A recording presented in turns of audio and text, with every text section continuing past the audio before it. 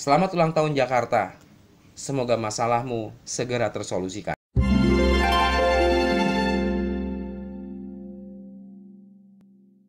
Tanggal 22 Juni 2021, Jakarta genap berusia 494 tahun. Kota yang memiliki luas wilayah sekitar 664,01 km persegi daratan dan lautan 6.977,5 km persegi, dihuni sebanyak 10,56 juta jiwa menurut sensus penduduk tahun 2020. Jakarta telah menjadi pusat pemerintahan sejak bernama Batavia pada masa Hindia Belanda. Secara de jure, Jakarta menjadi ibu kota Indonesia berdasarkan Peraturan Presiden Nomor 2 Tahun 1961. Status sebagai ibu kota negara tersebut kemudian diperkuat melalui Undang-Undang Nomor 10 Tahun 1964. Di usianya saat ini, Jakarta pernah dipimpin oleh beberapa orang gubernur. Dan berikut gubernur-gubernur yang pernah memimpin Jakarta. Yang pertama, Suwiryo merupakan gubernur DKI pertama yang menjabat pada periode 23 September 1945 sampai dengan November 1947. Dia menjabat setelah proklamasi kemerdekaan RI. Sebelum menjabat sebagai gubernur, Suwiryo merupakan wali kota Jakarta. Yang kedua adalah Daan Cahya yang menjabat selama 2 tahun, yaitu tahun 1948 sampai dengan 1950. Dan Daan Cahya adalah gubernur militer Jakarta. Selama menjabat, ia berhasil menyelesaikan masalah administratif yang membuat Indonesia tetap bertahan. Yang ketiga, Samsu Rizal. Ia mulai memimpin Jakarta pada 29 Juni 1951 dan selesai pada 9 November 1953. Sebelum memimpin Jakarta, ia pernah menjadi wali kota di 2 kota di Indonesia. Terdapat beberapa proyek yang dikerjakan selama Samsu Rizal memimpin Jakarta, seperti pembangunan pusat tenaga listrik di Ancol, tempat penjernihan air, pembangunan rumah rakyat, dan 2 rumah sakit. Yang keempat, Sudiro adalah gubernur DKI Jakarta yang keempat pada tahun 1953 sampai 1960. Kakek dari aktor Tora Sudiro ini adalah seorang pendidik dan guru. Ia membentuk rukun tetangga dan rukun kampung yang saat ini berubah menjadi RW atau rukun warga. Selama masa pemerintahannya terdapat beberapa pembangunan proyek seperti Waduk Pluit, Jalan Raya Tanjung Priuk ke Cililitan, persiapan pembangunan Masjid Istiqlal dan Hotel Indonesia, dan lain-lain. Gubernur yang kelima adalah Sumarno Sosroatmojo. Ia memimpin Jakarta mulai 1960 sampai 1964. Pada masa kepemimpinannya, status Kota Praja Jakarta Raya berubah menjadi tingkat 1 yang kepala daerahnya dipimpin oleh gubernur. Selama masa pemerintahannya terdapat beberapa proyek yang sedang dijalankan.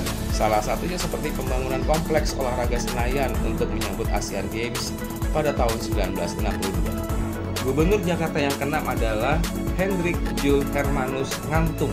Pria yang akrab disapa Heng Ngantung ini merupakan putra asli Manado. Selama masa pemerintahannya terdapat beberapa proyek yang dibangun seperti Taman Ismail Marzuki, Tugu Selamat Datang, dan Tugu Pembebasan Irian Barat. Gubernur yang ketujuh adalah Ali Sadikin. Ia menjabat pada periode 1966 sampai 1977.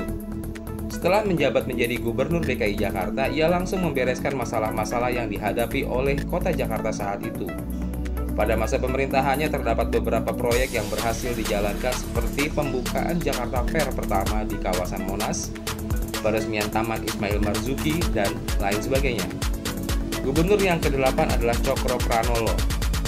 Ia memimpin Jakarta selama 5 tahun, yaitu pada tahun 1977 sampai dengan 1982. Selama masa kepemimpinannya terdapat beberapa program yang dilaksanakan Cokro Pranolo seperti angkutan kereta api Jabotabek, pengoperasian Metro Mini, Kopaja, dan lain-lain. Gubernur yang ke-9 adalah R. Suprapto yang menjabat sejak 1982 sampai 1987.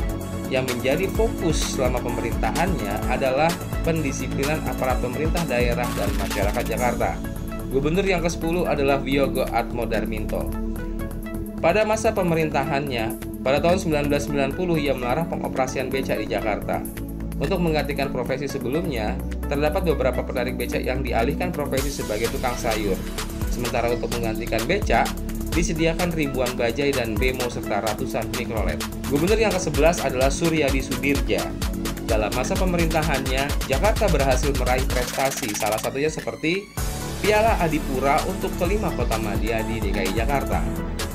Gubernur yang ke-12 adalah Sutioso. Dia menjabat selama 10 tahun sebagai Gubernur DKI. Selama masa pemerintahannya, terdapat beberapa proyek yang dijalankan, seperti salah satunya adalah Taman Semanggi. Gubernur yang ke-13 adalah Fauji Bowo.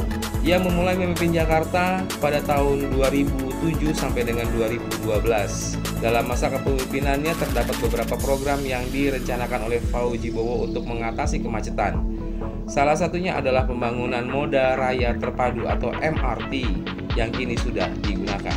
Gubernur yang ke-14 adalah Joko Widodo yang saat ini menjabat sebagai Presiden Republik Indonesia. Sebelumnya, Joko Widodo pernah menjabat sebagai Wali Kota Solo. Selama masa jabatannya terdapat sejumlah program yang dilaksanakan, seperti melanjutkan dan meresmikan program MRT, Kartu Jakarta Sehat, Kartu Jakarta Pintar, dan masih banyak program yang lainnya. Gubernur ke-15 Jakarta adalah Basuki Cahayapurnama atau Ahok, memimpin Jakarta selama 2014 sampai 2017. Selama masa pemerintahannya banyak program yang dijalankan dari berbagai bidang, seperti salah satunya adalah pembangunan simpang susun Semanggi di sekeliling jembatan Semanggi. Gubernur ke-16 adalah Jarod Saiful Hidayat. Pada masa Ahok, beliau adalah wakil gubernur, kemudian menggantikan Ahok karena saat itu Ahok mengundurkan diri karena kasus yang menimpanya. Jarod menjabat sejak 15 Juni 2017 sampai Oktober 2017. Yang ke-17 adalah Anies Rashid Baswedan. Beliau adalah seorang akademisi pendidikan dan juga politikus Indonesia yang menjabat sebagai Gubernur DKI Jakarta untuk periode 2017 hingga 2022. Setelah 17 gubernur berganti memimpin Jakarta, namun Jakarta masih memiliki banyak masalah yang belum terselesaikan. Antara lain masalah banjir, yang di tahun 2020 saat Anies Baswedan menjabat Gubernur DKI Jakarta, banjir merendam 15% wilayah Jakarta atau setara dengan 99,22 km². Masalah berikutnya adalah masalah sampah. Menurut data Dinas Lingkungan Hidup DKI Jakarta, produksi sampah di Jakarta mencapai 7.000 ton lebih setiap hari, yang semuanya akan bermuara ke tempat pengolahan sampah terpadu atau TPST Bantar Gebang di Kota Bekasi, yang sewaktu-waktu bisa saja ditutup. Dan masalah yang ketiga adalah masalah air bersih dan penurunan permukaan tanah. Menurut Kementerian Energi dan Sumber Daya Mineral (ISDM), kebutuhan air bersih di Jakarta saat ini diperkirakan mencapai 846 juta meter kaki kubik per tahun. Sedangkan layanan air PDAM Jakarta hanya mencapai sekitar 62%, sehingga sisa kebutuhan air bersih dipenuhi dengan pengambilan air tanah yang akan berdampak pada penurunan permukaan tanah.